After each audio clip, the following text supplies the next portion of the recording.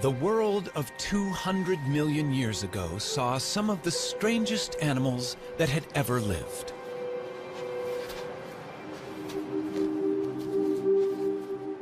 Nothing about them suggested they would become a huge success.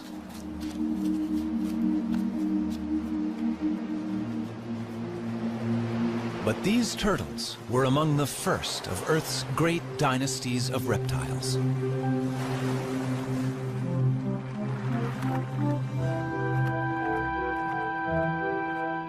Turtles then and now are unique. Their bodies are encased in armor, and that shell has changed little over millions of years.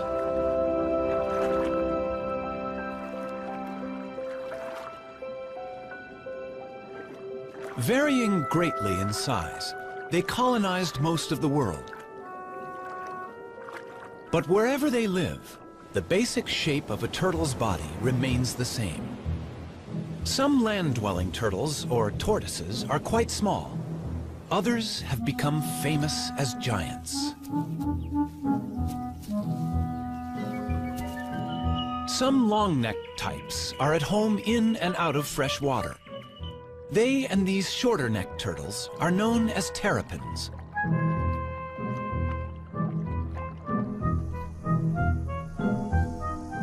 "257 turtle species exist. They live in every environment, from the driest of deserts to the coldest extremes.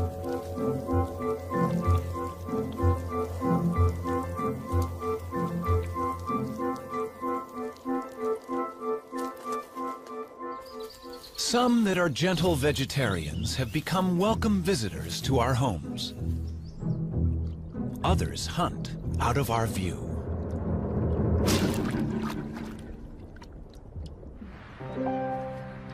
Older than the birds, all turtles may owe their success to their simple design. But what future is there for turtles living life in a shell?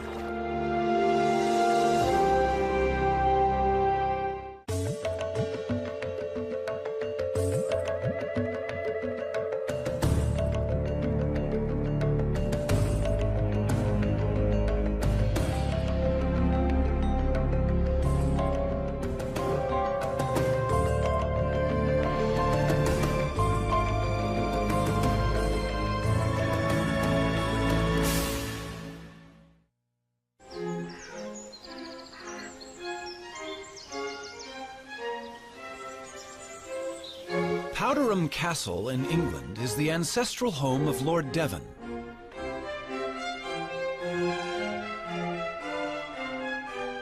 It's also the home of Timothy, a rather venerable tortoise. To the present lord, Timothy is the oldest member of the family. Timothy first came into our family in 1892, and he previously belonged to Captain Rutherford, who was a sea captain, and undoubtedly he was on board ship for quite a long time. And this has given rise to a number of myths about Timothy's beginnings, that he belonged to pirates and all this sort of thing, which aren't strictly true.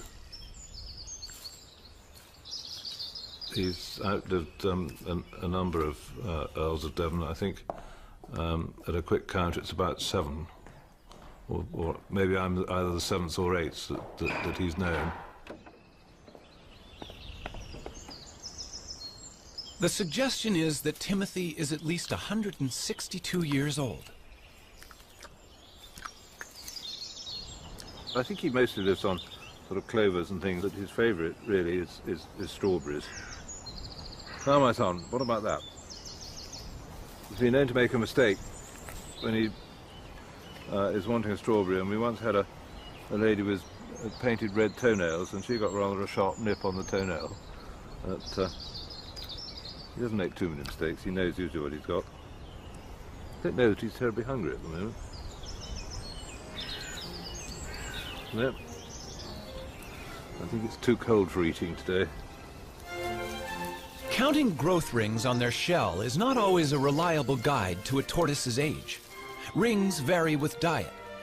But tortoises always live life at a slow pace, and that may be a reason for Timmy's record age. The fossil record is our best guide to the history of Timmy's ancestors. The first we know lived some 300 million years ago in the world of forests that gave us our coal. From such primitive reptiles, turtles diverged first, leaving dinosaurs and other reptiles to go their own way. Through the ages, there have been turtles of fantastic size and diversity. They saw snakes emerge 100 million years ago and witnessed the extinction of the dinosaurs. That turtles have survived so long is due to the extraordinary design of the shell that protects their body. The shell has remained virtually unchanged for 200 million years. A thick layer of hardened scale is its first line of defense, but a broad, bony layer, the carapace, provides strength. In other animals, this bone would be ribs. The turtle's backbone is fused to the shell. It's the support under the bridge. The shell of a turtle serves many purposes. On land, it's heavy, restricting movement, but great protection. Underwater, in a streamlined form, the shell allows for graceful swimming with surprising speed.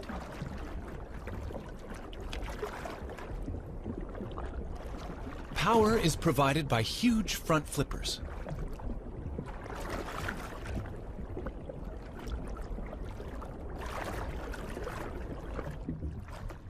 Sea turtles migrate thousands of miles, swimming on the ocean currents.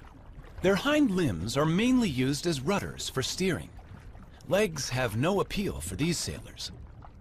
Sea turtles only emerge onto land to nest, and even then, flippers are sufficient to haul the turtle over a beach.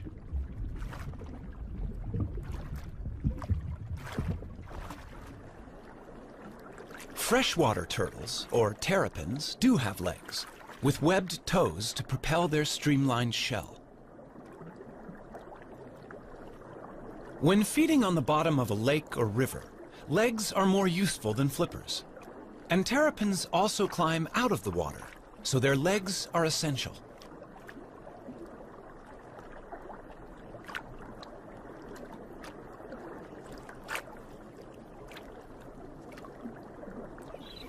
A tortoise, walking on land all the time, needs strong legs, in this case to carry it out of danger.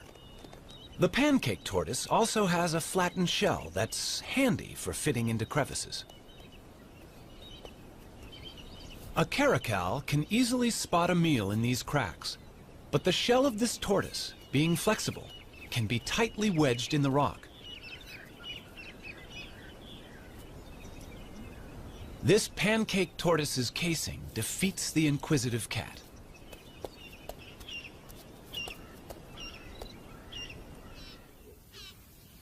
Giant tortoises, and this one on a Galapagos island is among the largest in the world, have no natural predators to hide from, but they need weightlifters' legs to move their enormous shell. This one is hauling a house that weighs nearly 300 pounds and is over an inch thick.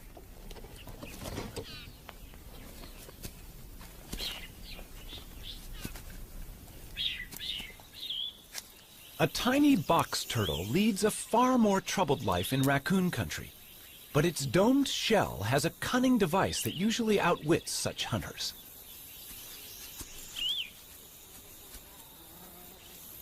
It's time to take evasive action.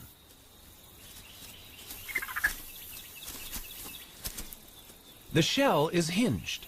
The drawbridge comes up, and all of the turtle, head, limbs, and tail, is safe inside its castle.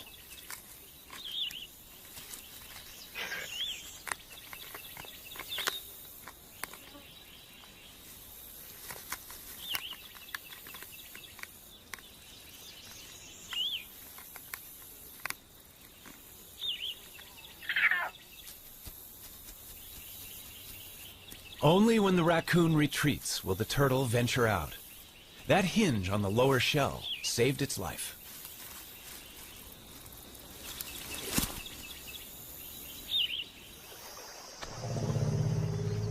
The turtle's shell has survived some huge challenges over millions of years. But sometimes, no matter how good the design, the odds can be against it.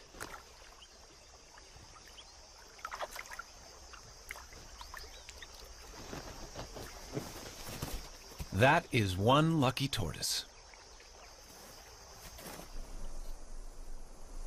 Surviving the heat of a desert is a particular challenge for tortoises. They can only control their temperature by moving into and out of the sun. Dr. Jeff Lovage of the United States Geological Survey is radio tracking a desert tortoise on a wind farm in California.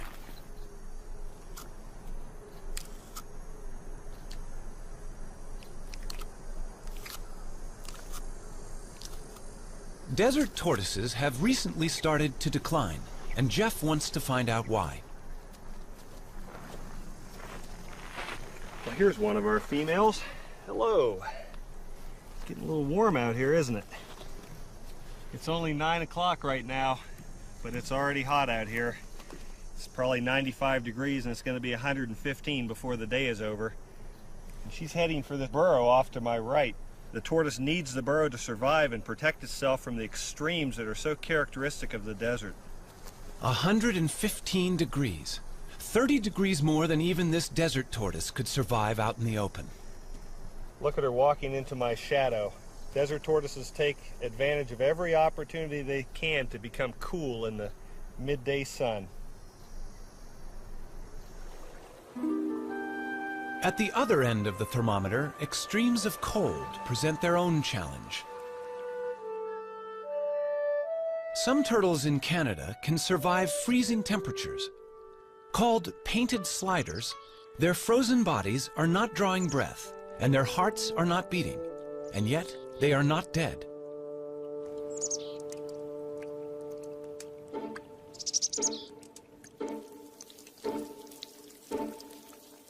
These hatchlings, born in August, freeze and unfreeze throughout the winter until the final thaw in spring. How the cells of their body survive this, nobody knows. Yet the painted sliders leave their nest and start active life unharmed.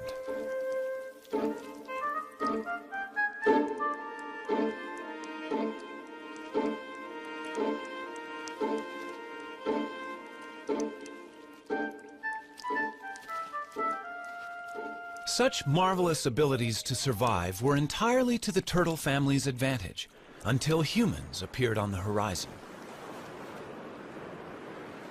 In the centuries before refrigeration was invented, it was sailors who took advantage of the turtle's special qualities. Since turtles can survive for several months without food, they could be carried aboard as a supply of fresh meat. Killing turtles for their tasty meat is a very ancient practice. Wham! That's a direct hit. It's painless for the turtle, though, because we use a special kind of harpoon point, just enough of it to penetrate his tough layer of shell. That is now known to be nonsense. Nerve endings by the hundreds fill both shell and bone, but myths die as hard as the turtles. These turtles weigh from 300 to 500 pounds, and their age is estimated at 1 pound to the year. By the start of the 20th century, overexploitation had brought some kinds of turtles to the brink of extinction. Today, turtle soup and meat consumption continues despite international laws, which attempt to protect endangered turtles.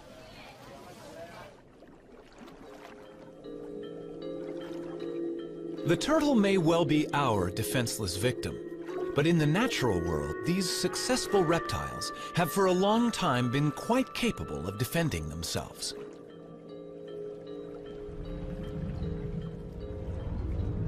Tiger sharks and their relatives kill sea turtles in deep water. But in these shallows, this loggerhead turtle can turn the tables.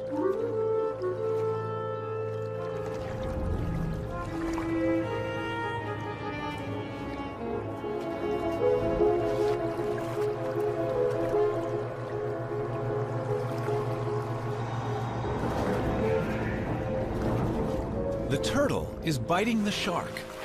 It has no teeth, but the sharp serrated plates in its strong jaws can inflict serious injury. In shallow water, the shark's movements are restricted, and it has difficulty fighting back. After a breath of air, the valiant turtle can return to feeding. It can give as good as it gets.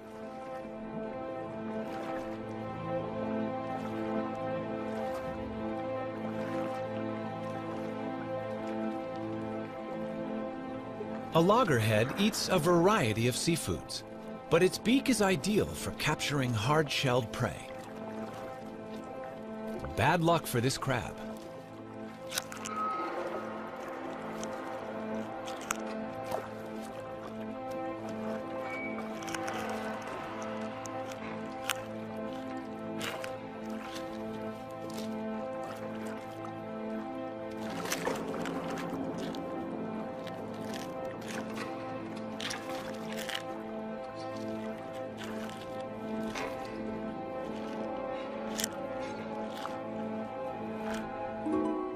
In freshwater, a camouflaged turtle is hunting. This is a mata-mata. It will blend with the fallen leaves and wait for a fish to come within range. Then, it simply sucks them in.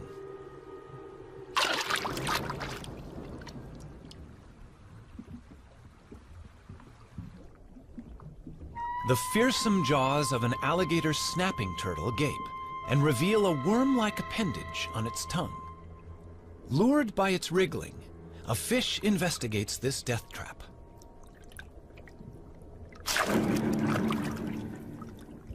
And there are even turtles that hunt together. Donald Stridham knows that visitors to the Swardini Reptile Park in South Africa are fascinated by the bloodthirsty terrapins he exhibits there. It's feeding time in the terrapin pool.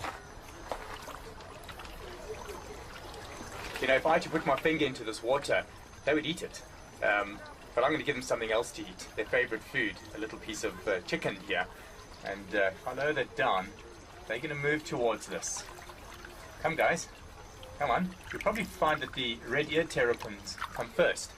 They are normally the more dominant, and here comes one now. You can see why it's called a red-eared terrapin. It's got the little red mark behind the eye. And look at that. He's a dominant one, so he will come first. And here comes one of the serrated hinged terrapins on the side here. And the rest of them are going to respond to the movement. In fact, they would have to eat in colonies. They can't easily, as you can see here, bite off a chunk of meat on their own. So they need to tear it amongst each other. They eat in much the same way as piranhas. So lots together, biting off chunks and pieces of meat. And you can see that happening right here now. Red ear's got a really good grip on it. They tear at the meat. This is all very necessary in nature. They clean up the place. They're in fact the aquatic hyenas.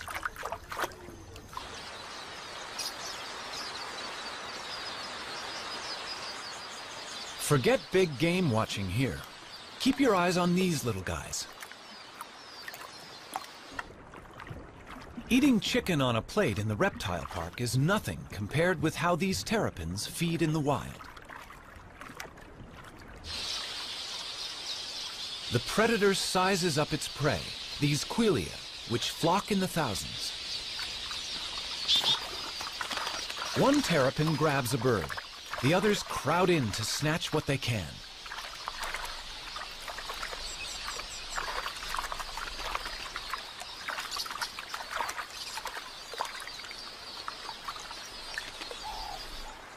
Even birds as big as doves are not safe from the helmeted terrapin's submarine attack.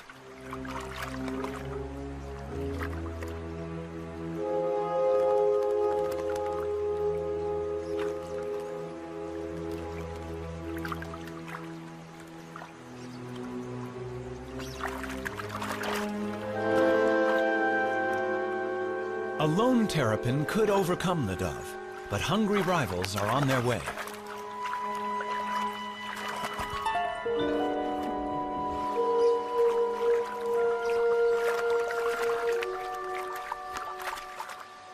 And turtles can be even more competitive when it comes to mating. The birds of Dasson Island off the Cape Coast of South Africa share their tiny home not only with rabbits, but also with more than 10,000 tortoises. But not until the temperature climbs to 75 degrees do they come out.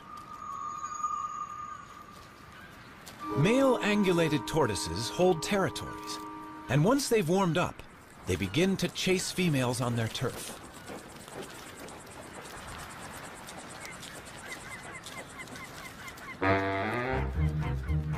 Once he's found one, he won't easily let her go. So far, so good, but he's chased her onto another male's territory, which will upset his plans.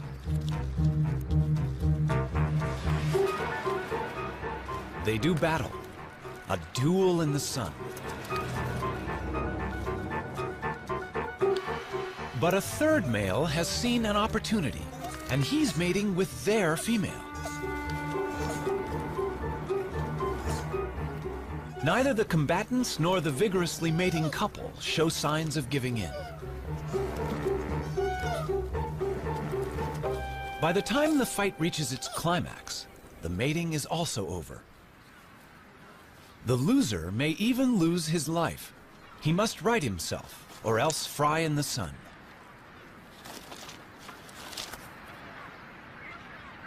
The temperature is rising rapidly. He must get into the shade. But that's hard to find with 10,000 competitors.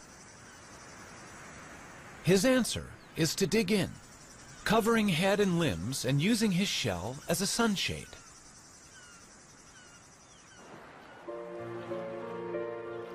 In tropical waters, temperatures are much the same all year round. These male green turtles near Borneo will mate whenever a receptive female is available. The males have the long tails. They're all pursuing one female.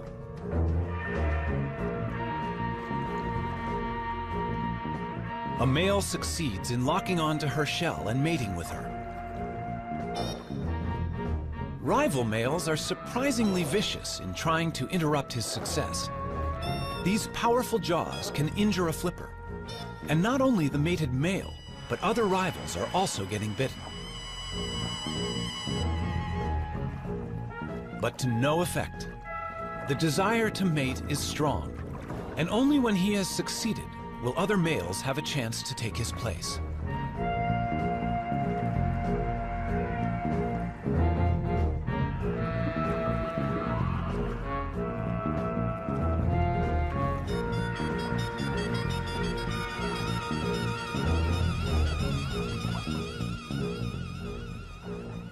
In the sea or on land, turtles breed with little problem. But on the unique islands of the Galapagos, a crisis has arisen. At the Charles Darwin Research Station, the fortunes of the famous Galapagos Island tortoises are being carefully monitored. These tortoises are giants, among the largest in the world. And they are more than just a tourist attraction. They're endangered, and their survival depends on them breeding in captivity here.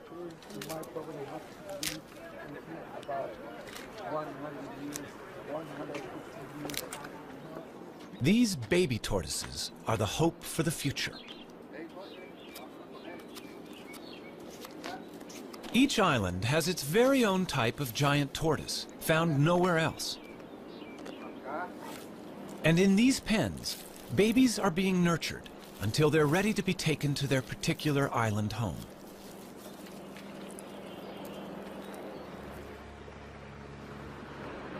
In past centuries, boats landed on each island to plunder the docile giants, killing or collecting them.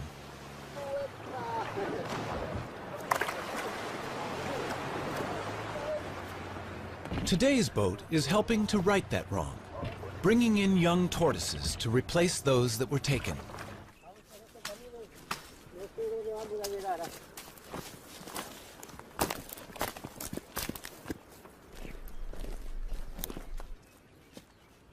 This is the island of Hispaniola. The Hispaniola tortoise was once facing almost certain extinction. Now, the future arrives in a bag.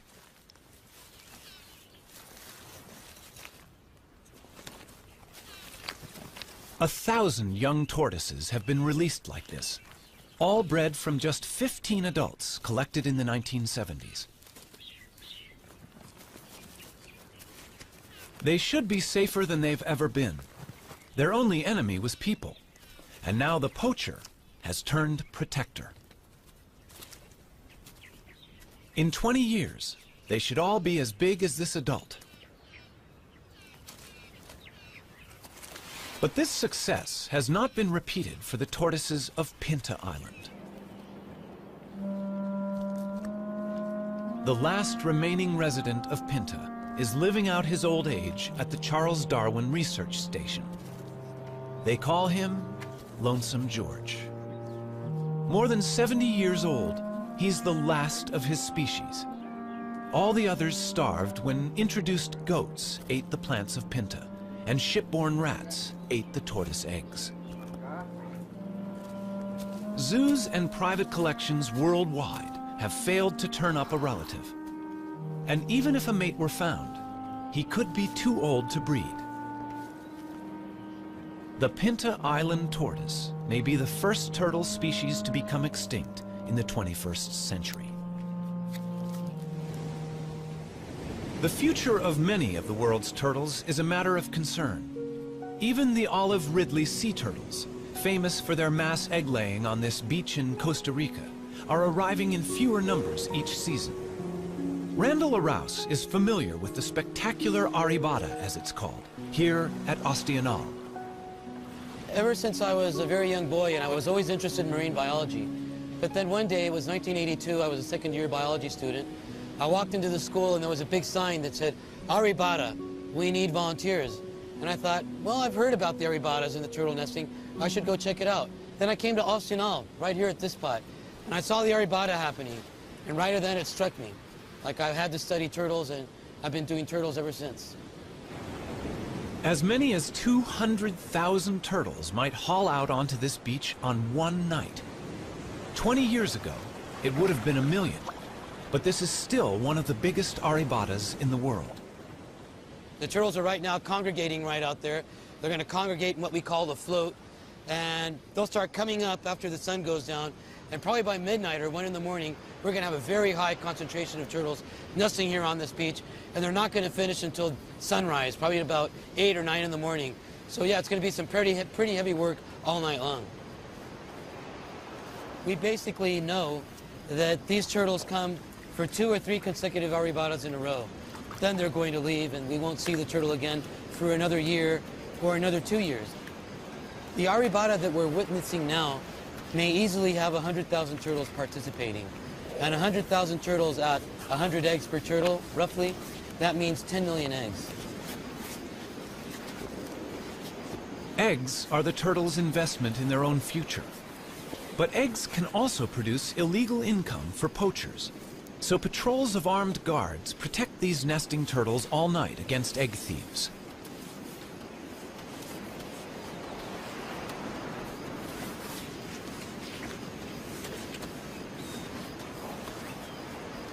This female may have mated with several males offshore. So each of her 60 to 100 fertilized eggs may have a different genetic composition, which is healthy for the future of olive Ridley turtles. Randall can also inspect the health of an individual while she's laying. She seems to be unaware of him and in a kind of trance.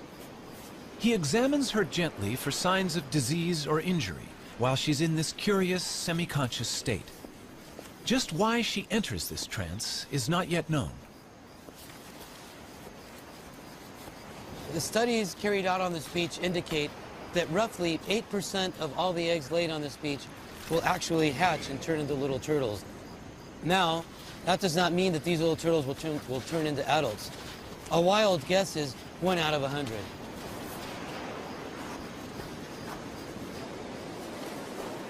This beach at Osteonal is only about 4.5 miles long. And with turtles still arriving to nest at dawn, there is not much space left, and some inevitably dig up the nests of others.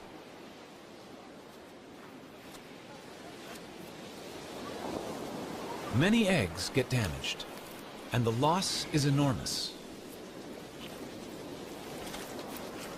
The collection of eggs is important for the local economy, but local people are only allowed to take them for the first 36 hours of an arribada.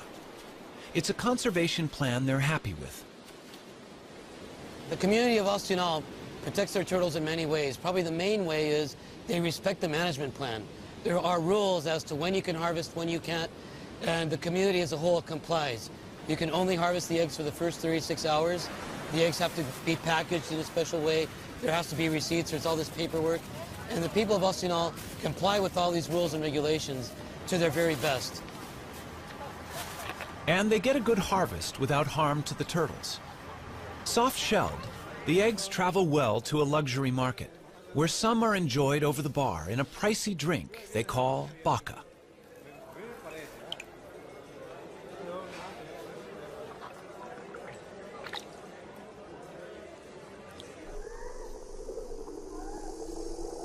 Now that more and more people are living where they do, land turtles such as the California desert tortoise face greater problems. This rivalry concerns Jeff Lovich. When you look at what people have done to the desert in the last 100 years, it's amazing that it's survived. I mean, here we have this rugged old touchstone, a place that looks timeless, yet it's changing very rapidly, in a place that was formerly virtually empty of people and now sits in between Phoenix, Las Vegas, and Los Angeles, some of the most highly populated cities in the United States. And we put roads in through the whole desert. We've driven over it in our motorcycles, our trucks, and our off-highway vehicles. We've encouraged the spread of exotic species of plants and animals that are changing the landscape of the desert very rapidly. And the desert tortoise has become the flagship species for conservation in the Mojave Desert. But it has a very uncertain future in terms of how it's going to be able to survive in this onslaught of human population increase. Its charm may be a desert tortoise's worst enemy. People like to have one at home.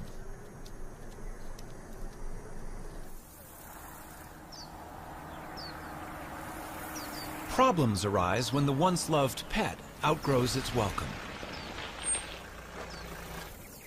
It seems so easy and kind to let it go in the wild.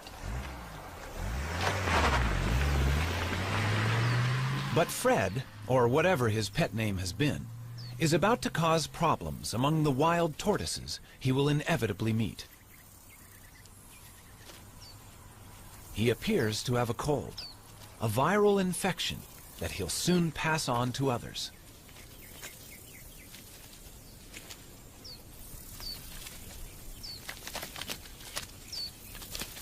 A whole population of desert tortoises may die because one unwanted pet was carelessly released.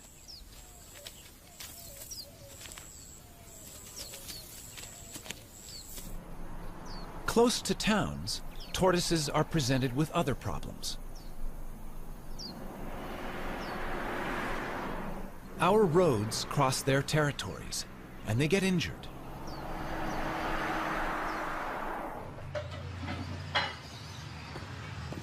Very injured turtle. Another casualty for the vet. But this one is not from a traffic accident. Hi, what do we have here? Oh, let's have a look. Poor thing. Oh, looks like it's been chewed up by a dog or a coyote or some kind of a predator. Okay, this is just like dead skin, dead scales, so this doesn't hurt. This is just like peeling dead skin off.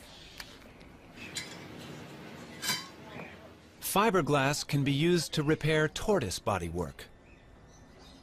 Sometimes I feel like a cook when I'm doing this. Cover up, but we'll cover it up with another layer, and it should do fine. Down there too. Because of the fact that it's clear, we can see through it and see what that tissue looks like in there. So if it ever got to a point where that tissue started looking bad, we'd be able to take this shell patch off and get in there and treat it. All right. Convalescence for that injured turtle is available here with Dan Touchstone of the San Diego Turtle Society. Turtles are able to survive much more severe injuries than a mammal because of their shell and a much slower constitution. Strawberry? Ah, come on, you want it. He also has orphans in his care, unwanted pets. Morning, Puddles. All are pampered here. How you doing, big guy? Breakfast time for you. Yeah, there you go. Puddles, you were about the size of a walnut when we got you. Here you go. I know you're hungry. In Florida, turtles have acquired a special friend, Richard Moretti, who's a bit surprised by his new passion. I moved to the Keys in 1983 and started fishing. Everybody said, oh, you're so great, you came to the Keys to save the animals. No, I came to kill the fish. It just, living in the Keys changes you. You appreciate the environment a little more. Okay. Yeah. She'll be out here by the end of summer. And these are the new babies? Yep. Concerned about sick and injured turtles he encountered in the late 1970s, Richard set up the Florida Turtle Hospital and staffed it with a dedicated veterinary team. Well, she'd have to get a little larger, but yeah, she's swimming okay and she's eating just fine. I filled an old saltwater swimming pool with tarpon and grouper and snapper, and all the children that came to visit said, do you have any turtles? So in 1986, we went to the state of Florida and said, how do we get sea turtles? They said, well, the only way you can have them is to do something for them. And I said, well, what would you like us to do? They said, well, we need a rehabber. And they said, a rehabber, if a turtle gets hit by a boat, we take it to the vet and pay the bill. We buy the food and pay the bill. And when it's ready, we turn it out. I said, well, I can do that. And that was our very modest start of the Sea Turtle Hospital. Guys, eat Watch up. your legs. I got him. There he goes. Okay, that's perfect. Well, before I moved to the Keys, I ran a Volkswagen facility, and Volkswagens would come in broken, and my job was to find the best mechanics and the best parts. Well, this is the same. The turtles come in broken, and my job is to find the best vets and the best meds. It's the same, except now instead of having to give them the bill, I pay the bill, and that even makes it nicer. There you go. Thanks, Doc. And I didn't get too wet. This little tumor is the beginning of a virus that affects sea turtles around the world. This disease started 100 years ago. When we first started seeing it 15 years ago in the Keys, turtles would come in with a singular tumor like this. This turtle's evidently just gotten the disease because he's only got a couple of very small tumors, which we'll take off. And once we do, that'll immunize her against the disease. We'll keep her for a year, we'll make sure she doesn't grow anymore, and then we'll let her go. It appears to be a herpes virus, very similar to herpes simplex 1 and 2, and it's affecting turtles worldwide. Right now, all 8 species of turtles have a similar lesion. We haven't been able to get tissue samples to make sure it's the same virus, but we've gotten tissue samples from about half the turtles around the world, and all the ones we've been able to examine are about 95% positive to the same virus. Okay. Some turtles infected with this herpes virus arrive in a much more advanced stage of the disease. The team intends to do everything they can, but this turtle has been greatly weakened by the growths.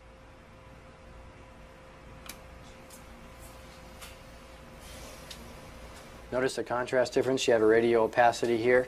Notice it's not bone dense and it's not soft tissue dense. I'm concerned about these. We definitely need to go in and do the endoscopy and document that they're there with some digital photographs. Okay. And the reason, Sue, that we have her on her back like this is that way we don't accidentally poke into something like an intestine or a bladder. Here, so you know we're in. That's got to make her feel so much better. Okay, Gabe, here we go. I'm going to pass this directly in. There we go. The endoscope does not reveal good news. They can recognize large tumors within her body. In the wild, she may not have lived much We longer. have what we need. Okay, now we need to roll her back over. Okay. Because I need to put a suture in there. Suture in there? Okay. Well, that's not good news for this baby, unfortunately. Easy. They can do nothing for her except ease her pain and put her to sleep.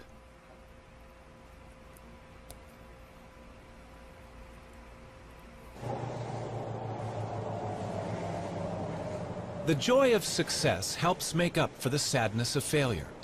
And today, 4 rehabilitated turtles are going home.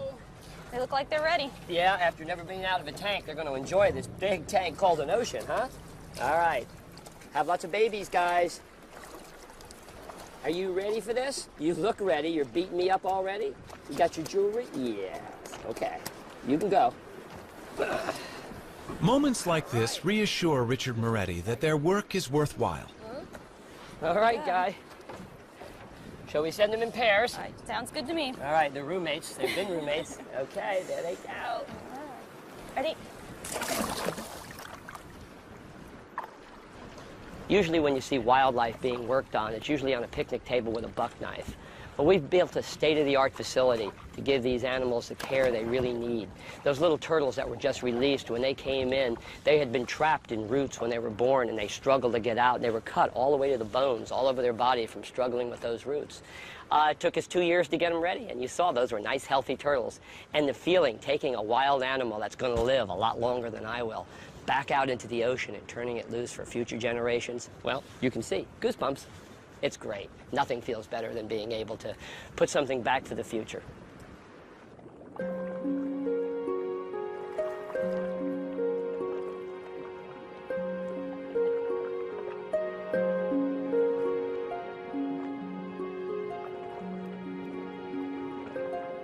Every day, turtles can be seen enjoying the attentions of cleaner fish in the wild.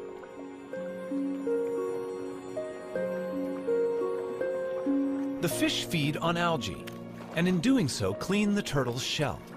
It's a partnership that's millions of years old.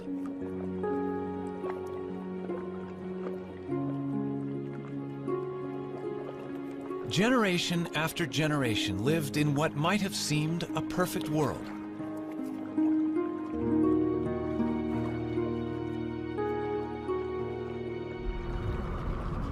But change is sweeping through the ocean.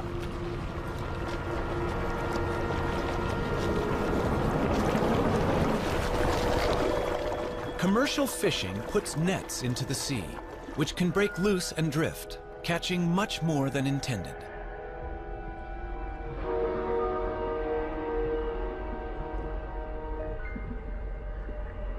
These death traps can also snare and drown frightened turtles. Helplessly bound, they cannot swim to the surface to breathe. Shrimp nets have also taken a toll on turtles. Scientist John Mitchell. In the late 1970s and early 1980s in the southeast region of the United States, we estimated that approximately 40,000 sea turtles were killed incidental to shrimp trawling. And this problem created a need for either a shutdown of the fishery or the development of some apparatus or a technique to exclude the sea turtles from the trawl. What they developed was TED, a turtle exclusion device. It's tested inside the trawl net of a working fishing boat.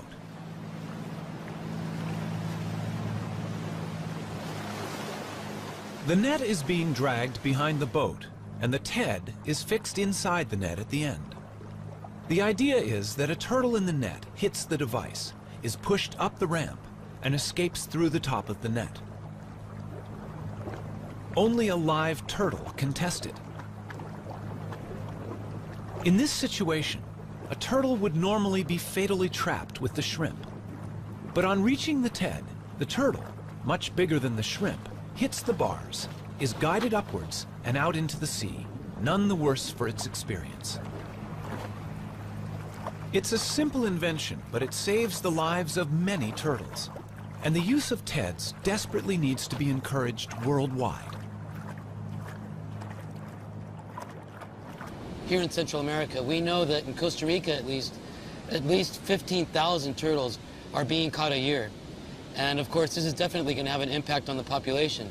There's a dead turtle right over there, you can see, almost definitely killed by a shrimper. If Costa Rica was implementing TEDs efficiently, this would no longer be the case.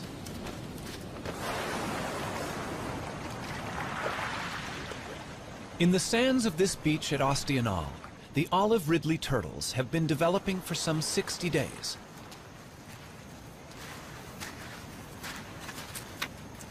What happened under the sand as the eggs hatched is quite special.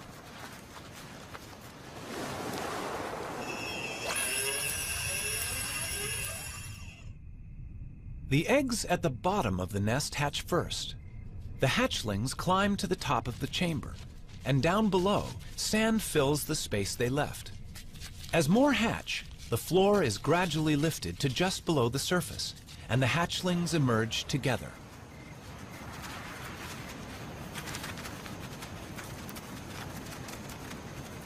Once out of the nest, hatchlings must head for the sea. But how do they know where it is? Light is a crucial factor for orientation. The sea is always brighter than the land.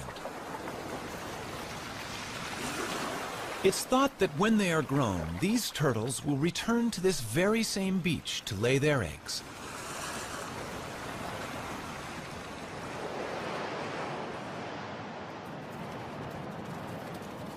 Turtles also hatch in daylight. Most race directly for the ocean, but they can now be seen by predators. Theirs is a lonely and dangerous journey.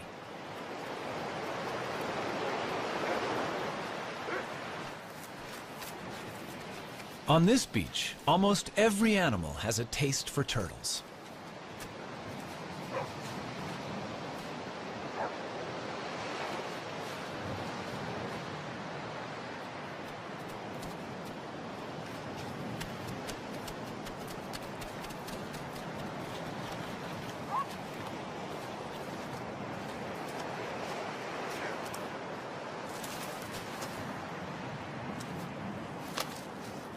But predators, such as this black vulture, don't always get to eat their fill.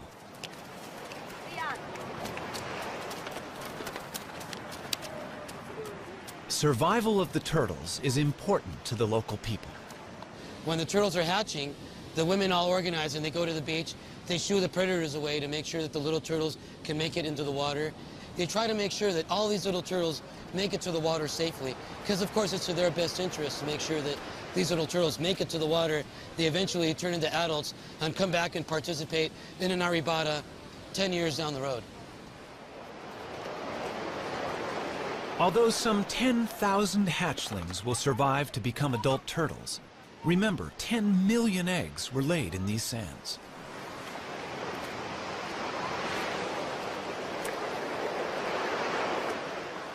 With a little help, these youngsters will be out to sea, where they will drift away on the currents.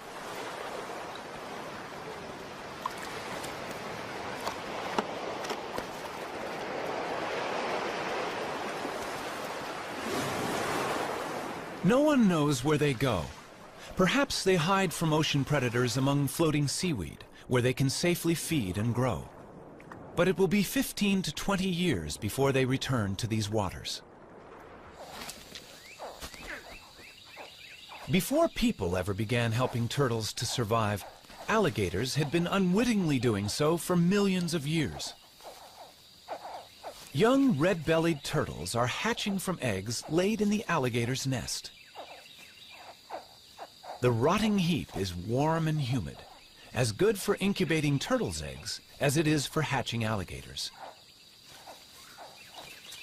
Both stand to gain. Alligators eat a good many adult red-bellied turtles.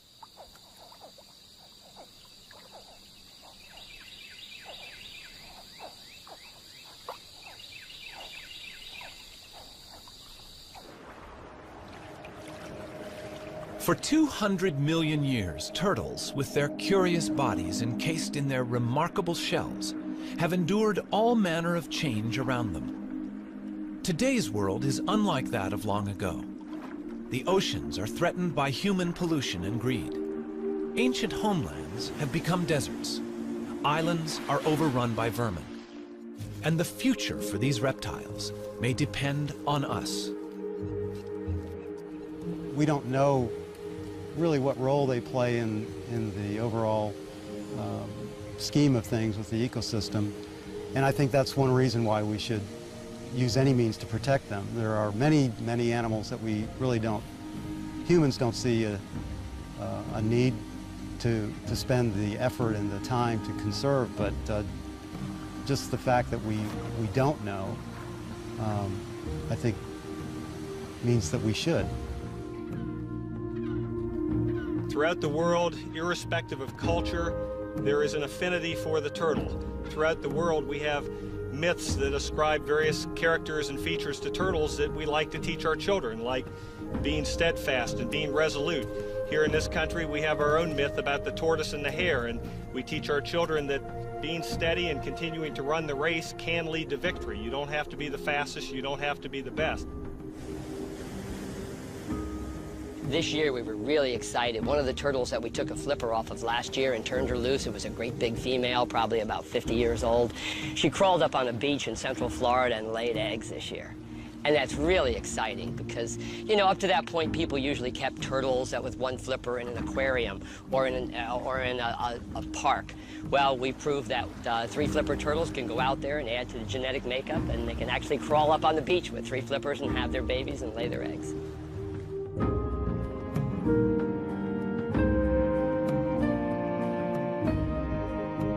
They're 200 million years old. Those are living fossils that we put back in the ocean. And hopefully with a lot of help from our friends that help us work on turtles, we'll see them into the next millennium. But it makes you feel really good. You know, we use so much of our assets and our environment up. It's so nice to put something back for the future.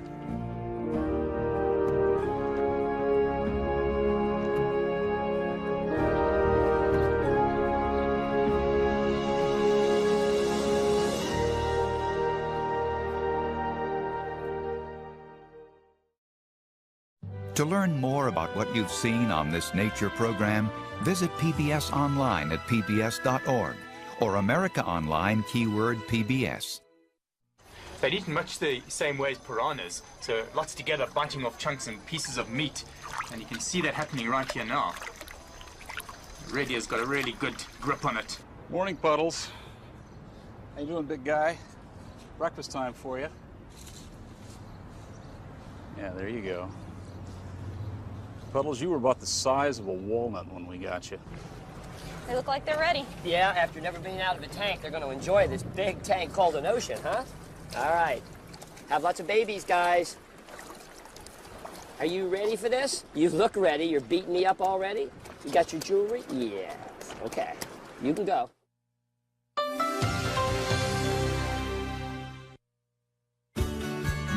We are PBS.